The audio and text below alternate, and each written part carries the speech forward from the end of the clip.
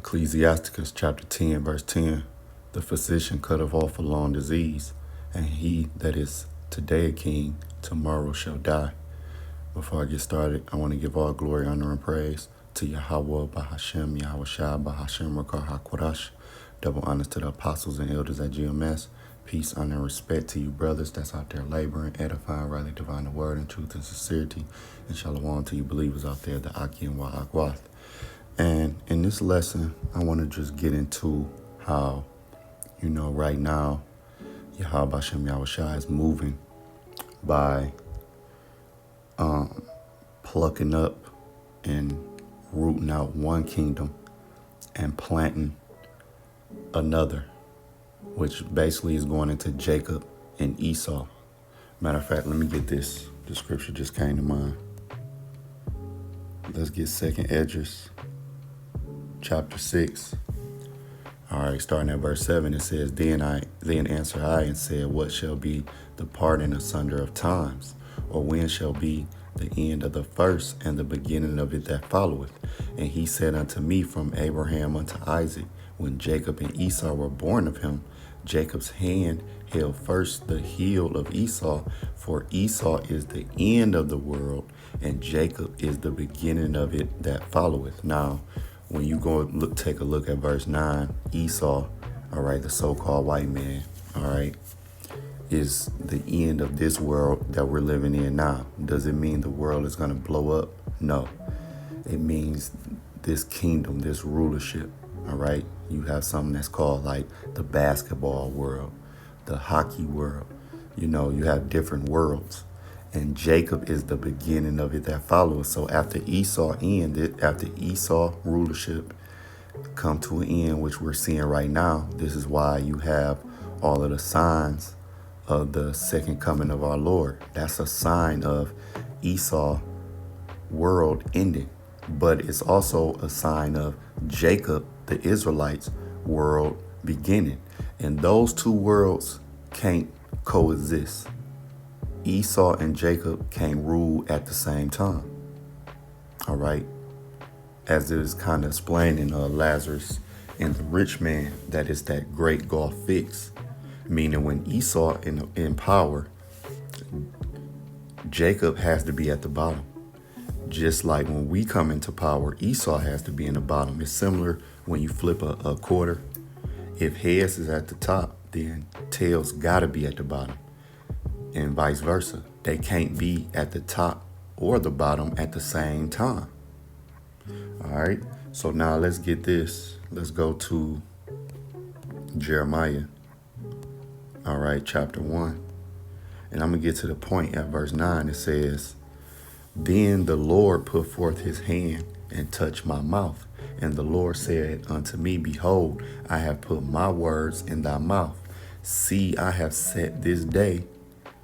Salakia, verse 10, See, I have this day set thee over the nations and over kingdoms, which proves the man with this word in its purest form has they're over even the president, man, even the elite bankers.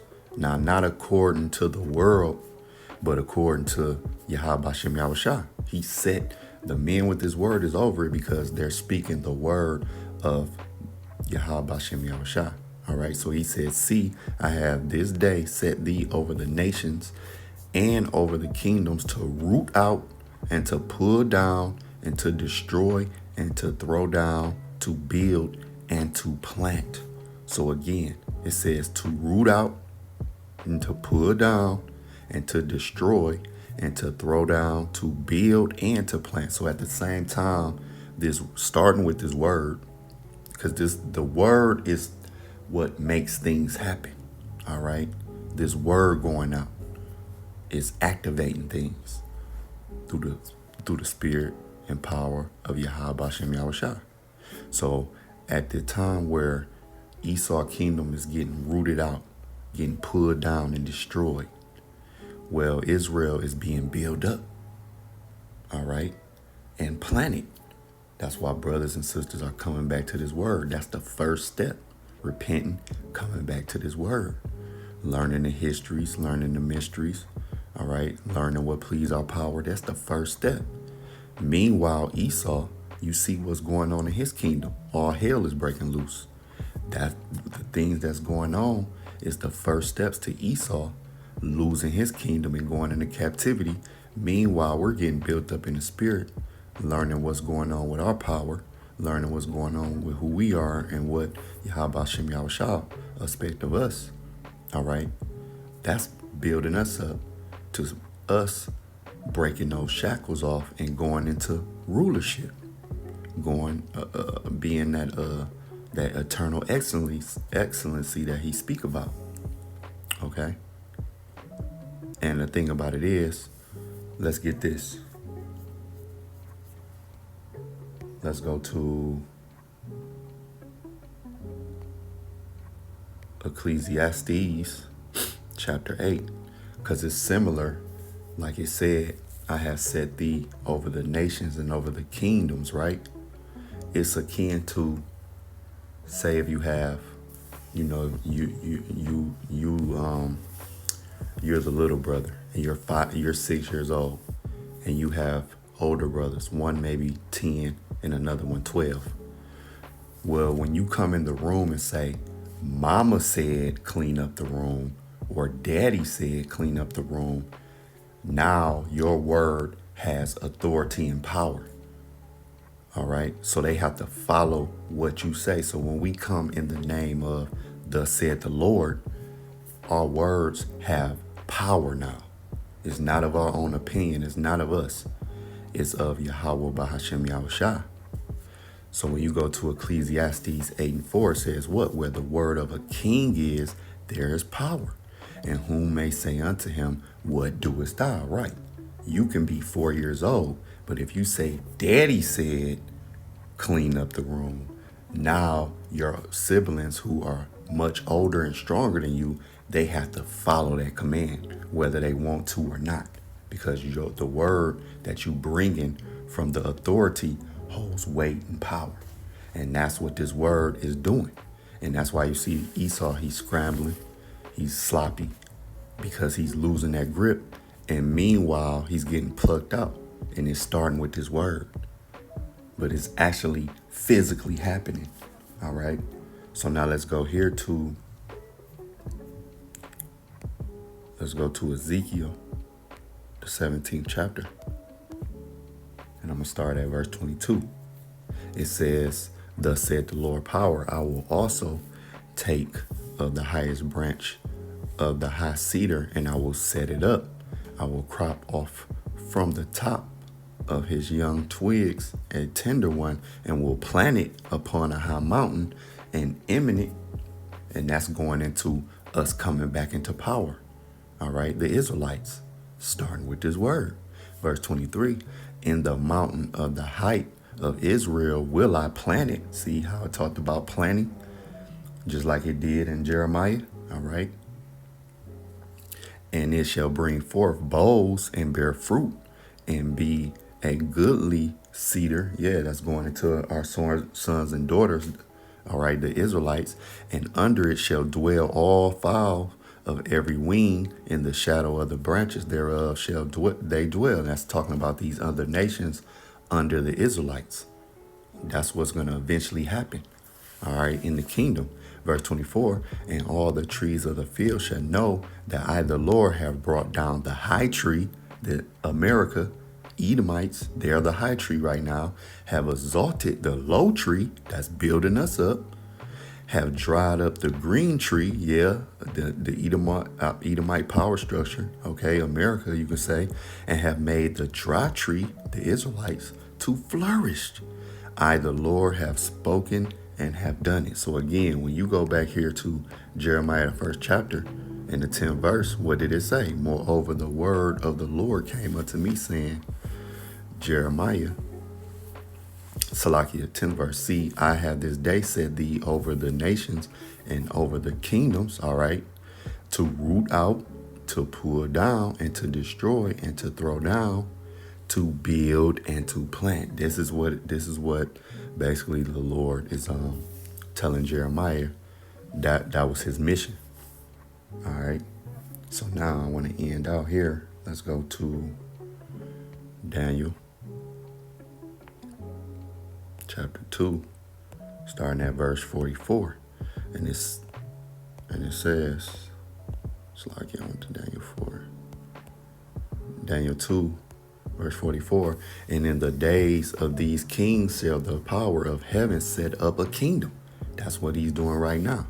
Again, starting with this word, the Lord is really setting up a kingdom in front of everybody, which shall never be destroyed, and the kingdom shall never be left to other people. Yes, Esau, Elam, Ishmael, they're never going to be in power again. They're not going to be ruling over the Israelites, never. But it shall break in pieces and consume all these kingdoms, and it shall stand forever, right? And when Yahweh shall come, that's exactly what's going to happen, man. For as much as thou sawest that the stone was cut out of the mountain without hands, and that it break in pieces the iron, the brass, the clay, the silver, and the gold, right? Yahweh shall, when he's come, he's going to snatch all of these crowns, all right? Because we're in the iron and clay. But just like, you had the gold went down, then you had the silver, then the brass. That's talking about all of these main kingdoms that was in that statue. They all went down. Esau, Edom is going to go down as well. Rome 2.0, which is basically the iron and the clay. So it says again, verse 45, for as much as thou sawest that the stone was cut out of mountain without hands, Yahweh Shai, that cornerstone, and that it break in pieces the iron, the brass, the clay, the silver, and the gold, the great power have made known to the king what shall come to pass hereafter, right? And the dream is certain, and the interpretation thereof is sure, right? Just like the men of the day that's teaching, letting Esau know that he's going to be took out of power, and he's going into captivity. That the Most High is making that known through the men, through this word. All right. Then in Jeremiah 1 and what was that? 1 and 9, it says, then the Lord put forth his hand and touched my mouth, and the Lord said unto me, behold, I have put my words in thy mouth. That's exactly what he's done to the men who's teaching his word in truth and sincerity. He have put his words in these men's mouth, and now what? They're telling the kings of the earth, hey, y'all going down and y'all going into captivity. And there's no way that we all, mainly Jacob and Esau, can rule at the same time. It's like a quarter when you flip it. Tails on the top, heads gotta be on the bottom. If heads on the top, tails gotta be on the bottom. That's just how it is, and that's how it gotta be. Esau, he signified his rulership was marked by taking down the Israelites. You had things like the Ark of Titus, okay? These various statues, various paintings and things. His rulership was marked by taking us down. They were very happy about it, and the other nations as well. Well, when Esau is in captivity and chains with the rest of these other nations, that's gonna mark our rulership. That's how it's gotta be, and that's how it is. Lord willing, this was edifying to the next lesson. Shalom.